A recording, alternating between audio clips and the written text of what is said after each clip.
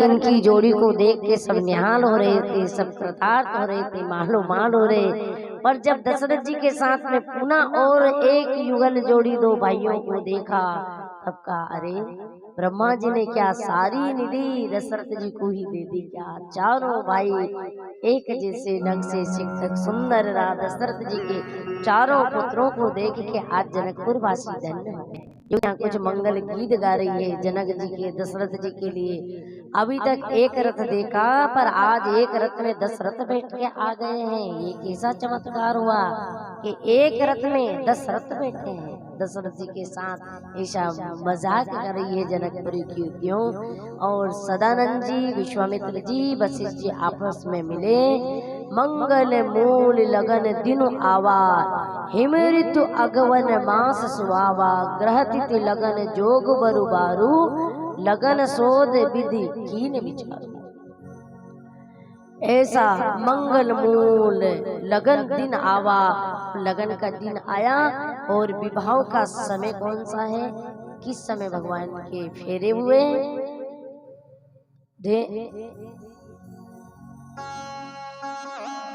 धेनु धूरी बेला विमल, धेनु धूरी बेला विमल, सकल सुमंगल मूल, विप्रन के विदेशन, जान सगुन विवाह का समय कौन सा था? धेनु धूरी बेला विमल है। धेनु धूरी विमल बेला का मतलब है गोधूरी लग्न। वो धेनु धूरी बेला का मतलब है कि पहले इतना गोवंश रहा करता था और गायें जंगल में चरने जाती थी। अब नहीं तो गोवंश बचा है और नहीं जंगल बचा है। और गौ माताएं जंगल में चरने जाती थी। शाम को जंगल से लौट के जब गाय माँ आती थी तो गाय माँ के पैरों की धूल जो उड़ती थी उसे गोधूली बेला कहते थे। गाय के चरने की धूली। अब ना तो गोवंश है और ना भूमि है चरने के लिए।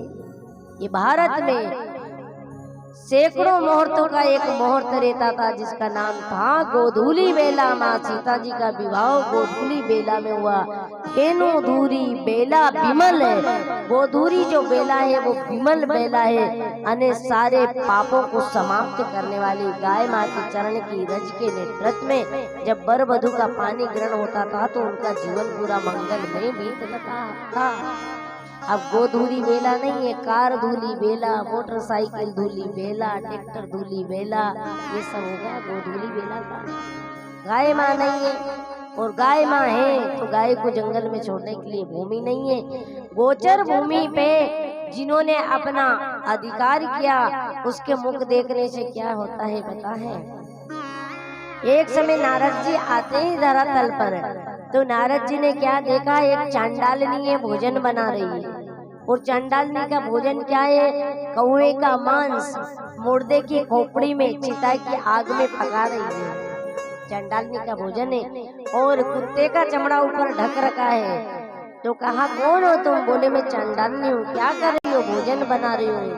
कौवे का मांस मुर्दे की खोपड़ी में चिता की आग में पका रही है और कुत्ते का चमड़ा ढक दिया। क्यों ढका? उस चंडालनी ने बोला कि ये भारत भूमि गोपाल की भूमि है। इस भूमि पे अगर किसी ने गोचर भूमि पे अपना अधिकार कर रखा है, उस पापी की दृष्टि अगर मेरे भोजन पे पड़ जाएगी तो मैं नहीं खा सकती, इसलिए मैंने भोजन को ढका। गोचर भूमि पे अधिकार करने वाले का अन्न एक चंडालनी उसकी नजर पड़ने से नहीं खा सकती है, तो क्या उनके यहाँ गोविंद भोग लगा सकते हैं क्या? मेरी बहनों, मेरी बहनों, उनके यहाँ भगवान आके जीव सकते हैं क्या? आप हम लोगों को भी चाहिए कि घर में गोग्रास निकालना चाहिए प्रतिदिन। कैसा गोग्रास? एक रोटी नहीं, हम तो 5-7 फटकारते गाय माँ के लिए एक ही। ये गोग्रास कैसा है? गोग्रास कैसा निकालना चाहिए आप लोगों को? हम लोग सवेरे से शाम तक भोजन, चाय, नाश्ता, पान जो भी कुछ खाके एक इंसान दिन भर में 100 रुपए का तो आराम से खाते होंगे ना पवन जी?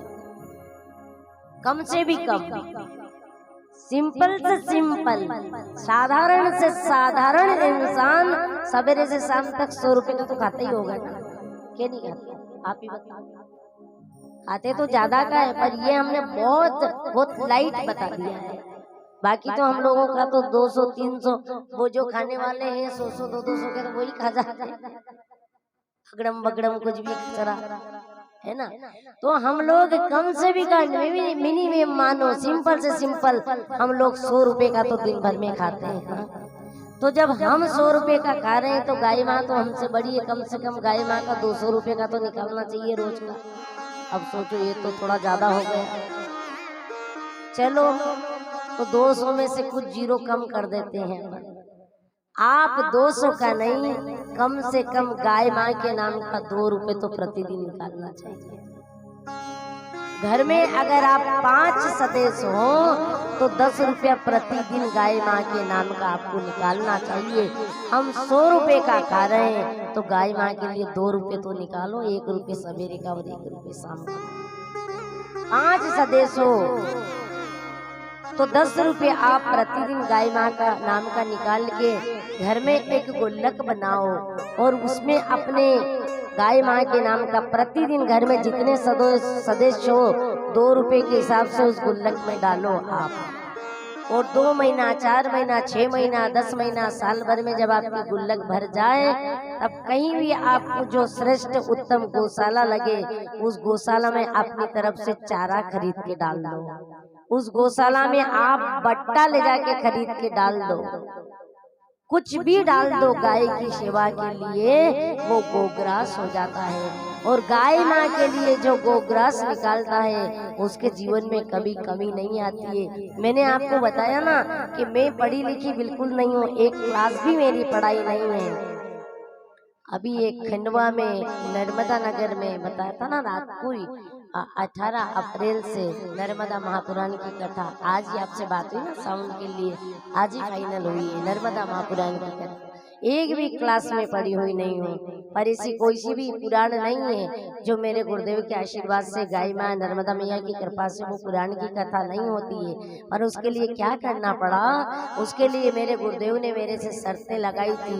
एक, कभी कथा की दक्षिणा ते नहीं करना, सहज में मर्जी से जो दक्षिणा मिले वो सिर्फ गाय माँ की सेवा में देना, और एक, अपना पूजन कभी नहीं करवाना। इसलिए आप इतने दिन से देखते हो आरती के बाद में व्यासपीठ पे बैठते हैं, आरती से पहले नीचे उतर जाते हैं। तो हमने अपनी पूरी कथा का लिफाफा कोई गोग्रास बनाया।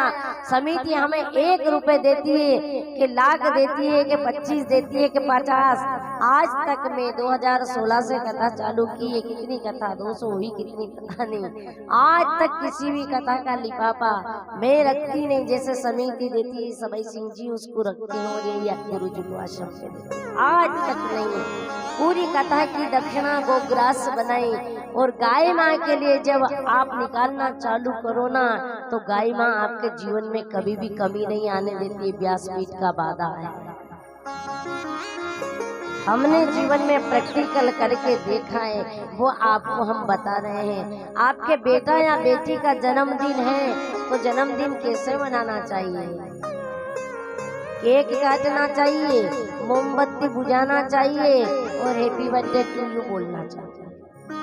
बहुत अद्भुत जन्मदिन है वो। सब मनाते हो ना, हाथ उठाओ, कितने मनाते हो ये जन्मदिन? उठा लो, शर्माओ मत, उठा लो। शाबाश, बहुत अच्छे लोग हो आप। ये भी उठाया, तेरी पिटाई करूंगी भी नीचे आके। बहुत अच्छा, आप जन्मदिन मनाते हो।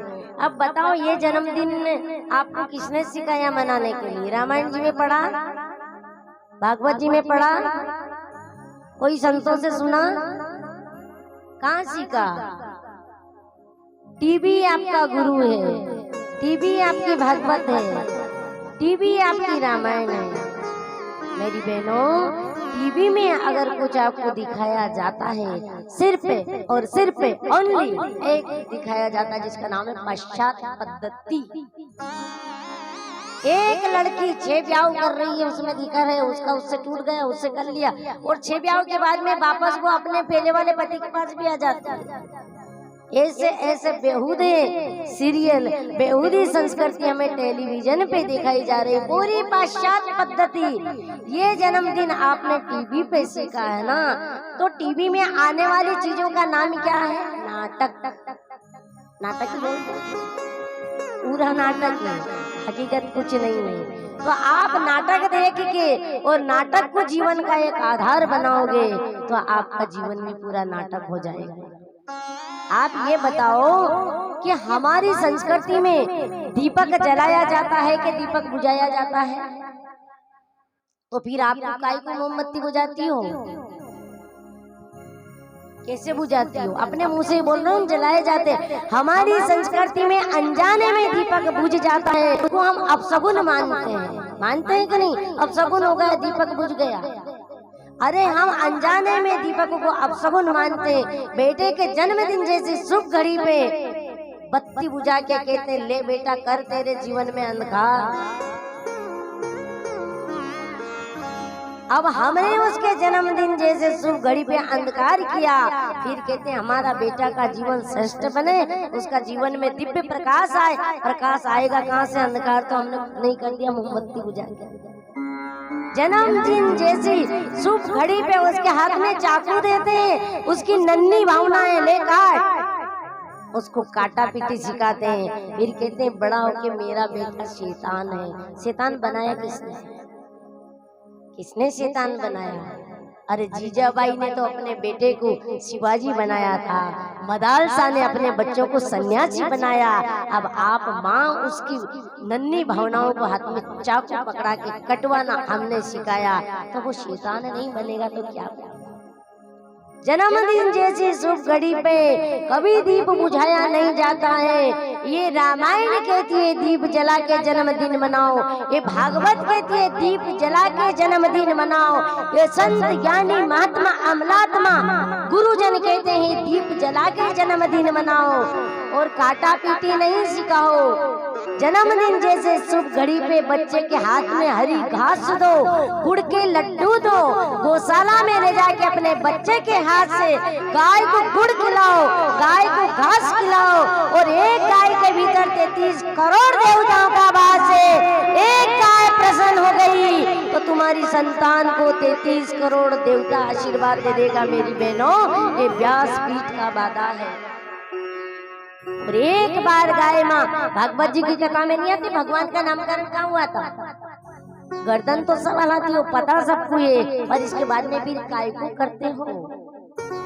नहीं पता हो तो अलग बात है, सब तुम कह रहे हो हाँ ऐसा होता है, फिर भी। और मोमबत्ती बुझा के ताली बजा के और क्या क्या बोलते हैं, जिसके हाथ मेरते ना पैर, हैप्पी बर्थडे, क्या ये हुआ? क्या इसका मतलब? पूरे बगैर हाथ पैर के शब्द कुछ करते इस्तेमाल करते। जन्मदिन पे गौशाला में ले जाओ, गाय को घास खिलवाओ, शिवालय में ले जाओ, अभिषेक करवाओ, संत ब्राह्मण गुरुजनों को प्रणाम भी करवाओ और उनसे आशीर्वाद दिलाओ। वो हैप्पी बर्थडे नहीं बोलेंगे, वो बोलेंगे यशस्वी भव, तपस्वी भव, दीर्घ आयु भव, कीर्तिमान भव। ऐसे ऐसे शब्द से तुम्हारी संतान को आशीर्वाद देंगे जिस शब्द का कोई अर्थ होता है। ऐसे शब्द से आशीर्वाद दिलाओ अपनी संतानों को। और दूसरी बात, केक, अभी तो ये होगा कोई तीर्थ से आ रहे तो भी केक कट रहा है। कहीं कहीं हमें कथा में भी ले जाते तो हमारे स्वागत में केक रख देते, फिर हम कहते हैं इसको साइड में कर दो भैया। ऐसा कहीं स्वागत में हर केक कॉमन हो गया। ये केक है क्या? ये केक हमारे घरों में आना ही नहीं चाहिए। ये केक हमारे घर में आना निषेध है।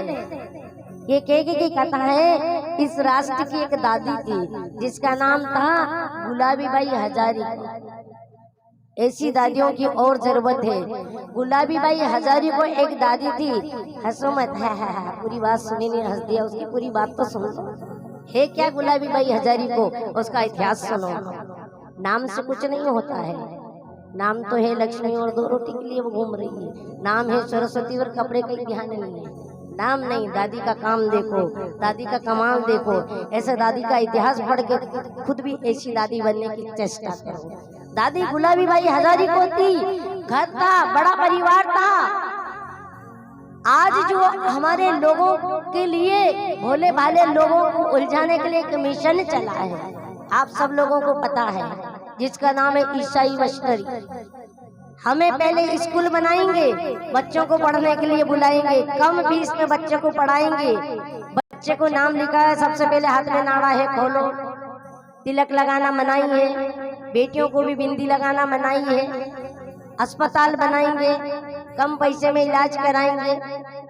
और धीरे धीरे वो उस लालच के पीछे धीरे धीरे पहले हमारी संस्कृति का कुलाड़ा घात करते हैं और फिर हमारा धर्मांतरण करवा देते हैं। वो एक ईसाई मिशनरी हमें सुविधा नहीं दे रही है। वो लोग हमारे शुभचिंतक ना थे, ना है और ना हो सकते हैं। छोटे छोटे लालच के पीछे हिंदू धर्म जैसा पवित्र धर्म है, हिंदू धर्म जैसा श्रेष्ठ धर्म है, हिंदू धर्म जैसा उच्च धर्म से हमें वो भ्रमित कर देते, हमारा धर्मांतरण करवा देते, हमारा धर्म परिवर्तन करवा देते। तो वो लोग क्या करते हैं, घरों में घूमते हैं। उनके जो पादरी होते हैं ना, वो घरों में घूमते हैं और देखते हैं कि कौन से परिवार में, घर में किसका बोलबाला है। तो देखा बहुत बड़ा परिवार है और उस घर की मेन बॉस, उस घर की मेन लीडर थी दादी गुलाबी हजारी। तो पादरी को लगा कि इस घर में, जय हो पधारो, इस घर में दादी को मुट्ठी में लिया जाए। तो वो बच्चे को इंग्लिश, निःशुल्क इंग्लिश पढ़ाने के बहाने उस घर में धीरे धीरे अपनी एंट्री की। दादी ने कहा ठीक है, मेरे पोता पोती को पढ़ा रहे, पर दादी दादी थी, ऐसी दादियों की वर्तमान में जरूरत है। दादी सर्वे कर गई है, किस लिए आ रहा है, पर दादी को लगा ठीक है, इसका आगड़ा अपना पिछाड़ा। अब वो बच्चे को पढ़ा के जाते समय कहता दादी, दादी भी करती ठीक है। थोड़े दिन दादी से यूं किया, फिर एक दिन बोले दादी हमारे यीशु ने एक अंधे को आंख दे दी। दादी ने कहा दे दी होगी भैया। फिर एक दिन का दादी हमारे यीशु ने एक पंगले को पैर दे दिया। दादी ने कहा दे दिया होगा भैया। फिर एक दिन का दादी हमारे यीशु ने निर्धन को धन दिया। दादी ने कहा सुन रही, रोज रोज की बात नहीं, एक ही दिन बात कर। तेरा यीशु अंधे को आंख देता है, तेरा यीशु निर्धन को धन देता है, तेरा यीशु लंगड़े को पैर देता है। पर मैं उस राम को पूजने वाली हूँ, मैं उस राम को भजने वाली हूँ, मैं उस राम को मानने वाली हूँ जो राम एक पत्थर को स्त्री बना देता है। मैं उस राम की आराधना करने वाली हूँ। कहा तेरे यीशु की बात कर, निकल घर से बाहर। उसको लगा दादी ने तो सो सुनार की और एक लुहार की कर दी। 15 दिन की प्रश्नों का उत्तर एक दिन में। उसको लगा दादी पे कब्जा नहीं होगा तो घर में कब्जा नहीं होगा। एक दिन वो केक लेके आया और कहा दादी ये प्रसाद खा ले। तो दादी ने थोड़ा उठा के मुंह में डाल लिया। उसने ताली बजाई और कहा दादी तूने ये केक खाया, ये केक मेरा चर्च में चढ़ता है, अब तो तुझे ईसाई बनना ही पड़ेगा। दादी ने कहा जब एक दिन एक डली तेरे केक खाने से तू सोचता मैं ईसाई बन जाऊं, तो तू तो जन्मा जब से मेरे वतन की मिट्टी में पला है, मेरे भारत माँ की गोद में रहता है, हमारा अन्न खाता है, हमारा जल पीता है। तेरी पूरी खानदान को हिंदू बनना चाहिए। ये मेरा तो ये केक चर्च का सामान है, केक हमारे घर में नहीं आना चाहिए। बेटे या बेटी का जन्मदिन है, गौशाला में ले जाओ, शिवालय में ले जाओ, शिव की आराधना करके जन्मदिन मनवाओ। गाय को हरी घास खिलाओ, गाय को गुड़ खिलाओ, गुड़ के लड्डू, क्योंकि काटा पीटी हमारी संस्कृति नहीं है, हमारी संस्कृति जोड़ने का काम करती है। देख तेरे क्या हो कितना बदल गया, क्या बात है। चांद बदला